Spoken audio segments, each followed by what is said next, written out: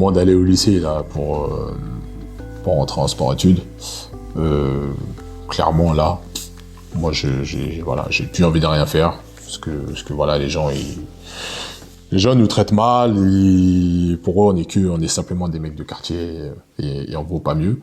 Et c'est vrai qu'à ce moment-là, j'ai envie de tout lâcher, j'ai envie de tout abandonner. Et au final, c'est lui qui me motive en me disant non, faut pas lâcher, faut y aller, faut montrer aux gens voilà, que t'es une bonne personne, que t'es capable, que t'es à ta place comme les autres. Et donc ouais, j'ai eu ce moment de doute. Mais mon entraîneur qui s'appelle Christophe, lui il m'a reboosté, et j'ai pas lâché le truc.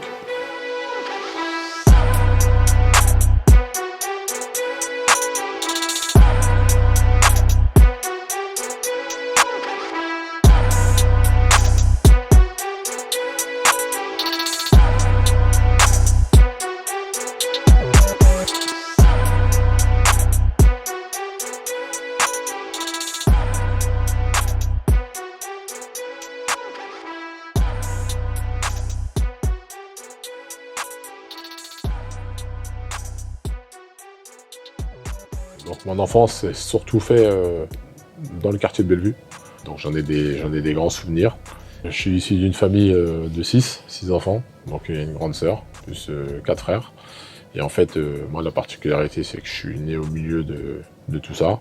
Je suis le premier enfant né en France. En fait, mes parents, lorsqu'ils sont arrivés en France, ils sont arrivés directement dans ce quartier-là. J'ai bien grandi, j'ai grandi avec tout le monde. Il y avait toutes les cultures, il y avait un très bon mélange, qu'on soit jeune, qu'on soit grand, tout le monde se mélangeait, tout le monde se respectait, tout le monde vivait ensemble, il y avait une grande solidarité. Maintenant, aujourd'hui, la société elle a changé. C'est pas comme avant, même s'il y a des associations qui sont là, qui rassemblent du monde, il y a des maisons de quartier qui proposent des choses. Chaque habitant fait un petit peu sa vie dans son coin. Et puis en plus, comme ils ont restructuré, ils ont reconstruit tous les quartiers, la société, elle a divisé les gens, on va dire. Alors, ouais, donc après, on va déménager au Clos Taureau, parce que pour deux choses, c'est qu'en fait, nous, l'immeuble où on habitait à Bellevue, il est détruit. Parce qu'en fait, ils refont le quartier, tu sais, et tout, donc c'est à partir de ce moment-là qu'ils parlent un petit peu de mettre le tram dans la rue et autres. Donc l'immeuble est détruit, donc à partir de là, l'HLM, il nous propose un autre logement.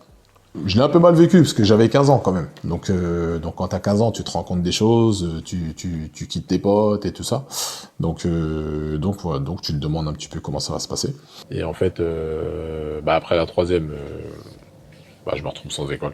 C'est la rentrée, on est en septembre, j'ai pas d'école. Personne ne veut me prendre, parce que ça va pas. Et au final, je me retrouve à aller à l'école à Nord-sur-Erdre pour faire un CAP vente. T'arrives dans un monde, entre guillemets, t'es au quartier, t'es avec tout le monde, c'est tout, t'as des codes. Là, tu te retrouves dans un autre milieu où les gens ils viennent pas du même milieu que toi, t'es le seul black. Tu vois, les gens ils te regardent bizarre. Tu vois que quand il y a des conflits, toi, si t'es dedans, c'est toi, quoi. C'est tout de suite toi, et eux, les autres, il n'y a pas de souci, eux, ils ont rien fait, ils ont le droit de dire qu'ils ont rien fait, et ça passe. Mais toi, tu dois faire beaucoup plus pour justifier que toi aussi, t'as rien fait, finalement. T'as bien compris que t'es noir, en fait. C'est le moment d'injustice, en fait. Déjà, t'es jeune, toi, tu gères pas comme aujourd'hui. Tu peux des fois même dire, vas-y, les gens, ils ont raison, en fait. Nous, on a notre place nulle part et tout, donc, on a qu'à rester devant chez nous et rien faire. Donc, ouais, tu le vis comme ça, parce que, tu vois, par exemple, quand j'étais au lycée, donc un jour, j'ai été chercher un stage, donc dans un magasin, et il s'avère que j'ai appelé avant d'aller dans le magasin, et le monsieur me dit qu'il n'y avait pas de souci, qu'il me prenait. Et quand je suis arrivé sur place, j'ai vu dans ses yeux que finalement il allait pas me prendre. Et donc quand je suis arrivé devant lui, j'ai même pas eu le temps de me présenter d'ailleurs, même pas demandé comment je m'appelais ou quoi que ce soit. Il m'a dit non, en fait je me suis trompé, je vous prends pas. Et c'est vrai que le lendemain quand je suis retourné à l'école, moi je leur ai dit ouais, les gens ils me traitent comme ça, moi j'ai pas envie de continuer à chercher des stages et tout. Enfin voilà, je voulais baisser les bras. Mais au final je me suis dit non, si je baisse les bras, c'est lui donner raison, et donc j'ai continué à pousser. Et finalement, j'ai trouvé un super stage dans une autre entreprise, et même à la fin, ils m'ont même payé. Donc au final, c'était un mal pour un bien. Et puis voilà, donc je commence à rentrer dans la vie de jeune adulte. Mais bon voilà, donc il y a cette période je sais pas ce que je vais faire de ma vie, je me retrouve à Nord-sur-Erdre, je me lève à 6h du matin, faut que je prenne le bus tous les jours, le soir, machin et tout. Et je pense que inconsciemment, en fait, le fait de me retrouver dans cette situation où je suis dans l'incertitude, en fait, où je sais pas trop ce que je vais faire de ma vie, ça se passe très bien, je suis un élève modèle, j'ai des bonnes notes, je me découvre en fait que finalement, je peux réussir à l'école. Et donc je valide mon CAP de vente. Ça a dû me tellement secouer intérieurement qu'au final, je me suis dit, vas-y, faut que tu t'y mettes. Et puis après, derrière, tout s'est enchaîné. Qui connaît le pire, connaît le mieux. C'est ça.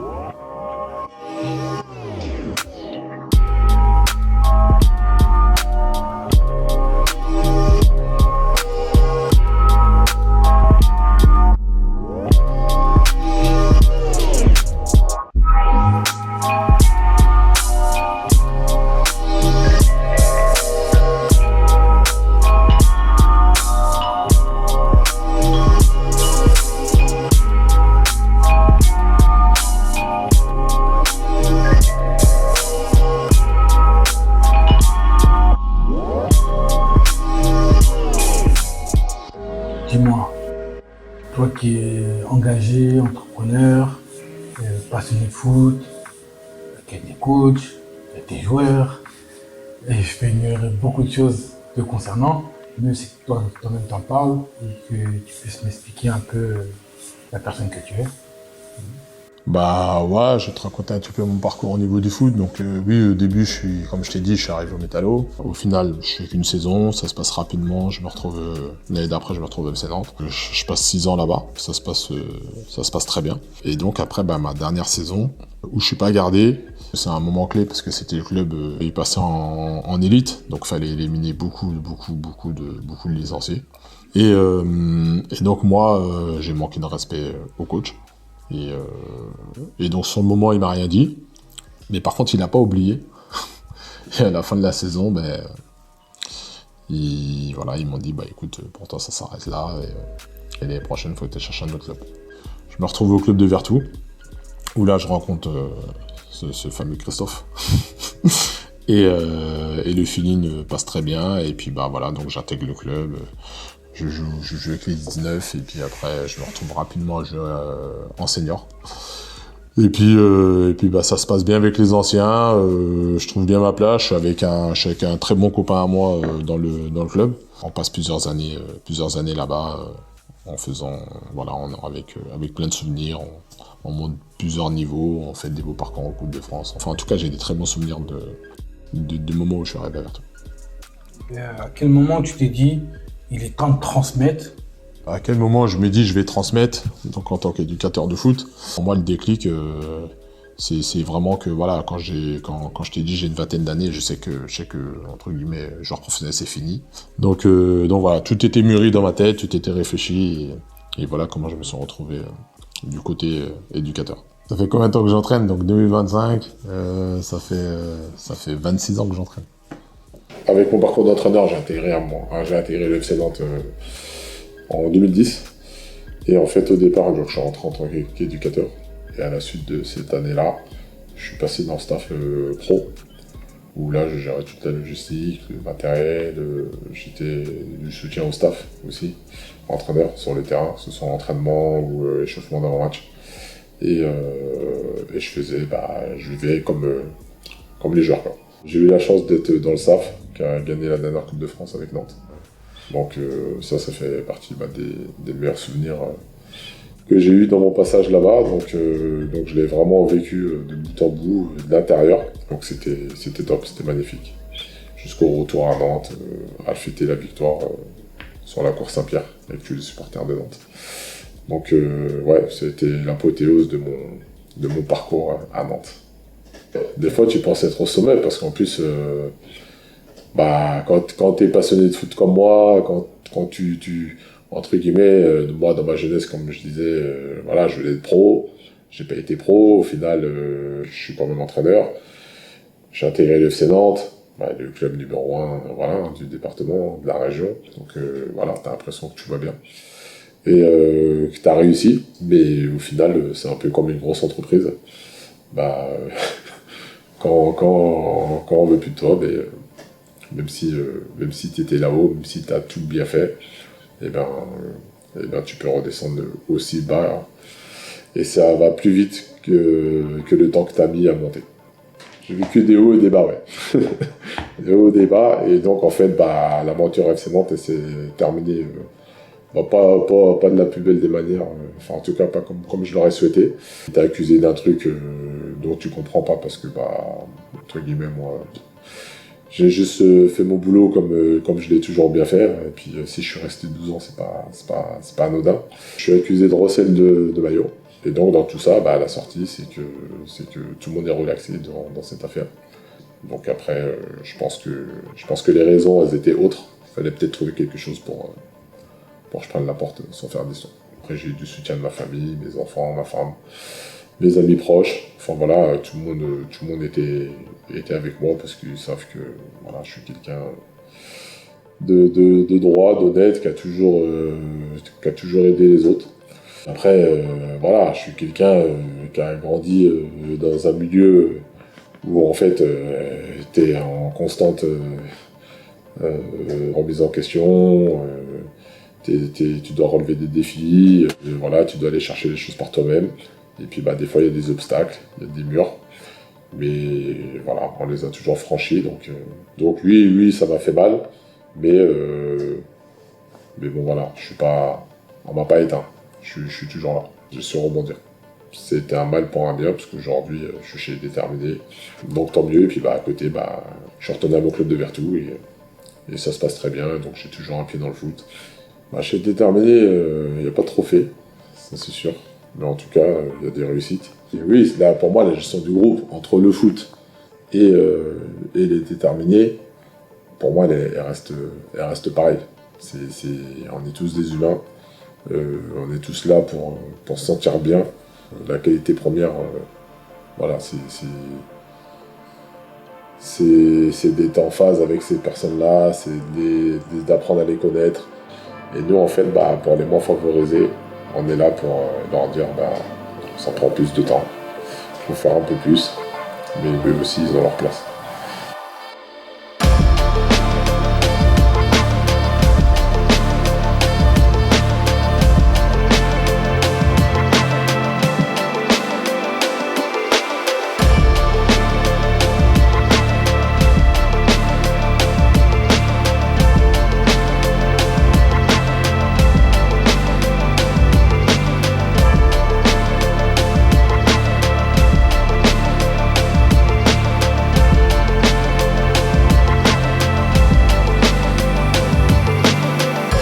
L'association, elle est nationale, donc on est représenté dans toute la France. Donc voilà, donc moi je suis Cordeau, Pays de la Loire, donc je représente Déterminé sur la région ici, c'est-à-dire se faire connaître sur tout l'écosystème nantais et même au sens large, et surtout aussi créer du réseau, créer du partenariat, pour pouvoir le faire profiter après derrière à toutes les personnes qu'on accompagne sur nos programmes. Et donc aussi, c'est aussi aller recruter des candidats dans les quartiers, mais pas que dans les quartiers, aussi des personnes qui viennent de d'autres zones, pour qu'il y ait un bon mélange, qu'il y ait de la mixité, qu'il y ait aussi de l'intelligence collective, parce qu'on est là aussi dans une bonne cohésion, pour que tout le monde s'entraide. C'est d'ailleurs le premier réseau qu'ils se font quand ils arrivent dans la promo. Et donc moi, je m'engage parce que au moins on est sur l'égalité des chances, on essaie d'aider tout le monde, d'ouvrir les portes à toutes les personnes, peu importe d'où elles viennent. Pour moi, l'égalité des chances, c'est donner la possibilité à toute personne, quelle que soit sa culture, quel que soit le milieu social, d'ouvrir toutes les portes pour que les personnes puissent entreprendre dans les meilleures conditions et qu'ils soient acceptés dans tous les milieux sociaux. Il y a beaucoup de gens qui ont du talent, qui ont des idées, et donc ces gens-là, on va les chercher pour qu'ils mettent tout ça en avant, et qu'après, derrière, dans le futur, on puisse changer un petit peu cette image négative en la ramenant sur un plan positif. En effet, moi, le quartier, ça m'a beaucoup apporté, ça m'a apporté beaucoup de valeur, et puis après, le fait qu'on soit toujours dans la débrouille, qu'on ait l'habitude de parler un petit peu avec tout le monde, ça facilite les choses aussi pour se rapprocher des gens, discuter avec eux, savoir ce qu'ils souhaitent, ce qu'ils aiment faire, même si on parle négativement des quartiers avec tout ce qui se passe aujourd'hui. Mais en tout cas, en dehors de ça, quand on est vraiment ancré dedans, on sait ce qui s'y passe. Et il y a plein de bonnes choses qui se passent, il y a plein de bonnes associations qui accompagnent des jeunes, des moins jeunes. Et il y a plein de personnes qui sont engagées et qui emmènent du positif. Donc les valeurs, elles sont toujours là, elles n'ont pas disparu. L'entrepreneuriat, ça te permet de pouvoir te lancer là où tu es bon, ou là où tu as envie. Travailler aussi avec les personnes avec qui tu souhaites, garder tes principes, garder tes valeurs. Bien sûr qu'il faut faire attention. Certes, oui, tu es ton propre pilote, tu as tes valeurs, tu as tes principes. Après, il y a un marché. Et après, effectivement, tu es aussi tout seul. Donc, c'est-à-dire que tu dois te débrouiller tout seul pour faire toutes tes tâches administratives, aller chercher des clients, des fournisseurs, des partenaires, associés, enfin ce que tu veux. À l'autre sens aussi, tu peux aussi être effectivement exploité par des grandes sociétés qui vont faire de la sous-traitance. Faut faire hyper attention à ça. Donc après, effectivement, nous, au sein des déterminants, en tout cas, justement, on met le doigt sur ces risques-là, en disant, ok, tu vas entreprendre, maintenant tu vas sur quel marché? Est-ce qu'il y a des clients? Est-ce que tu vas vraiment gagner de l'argent?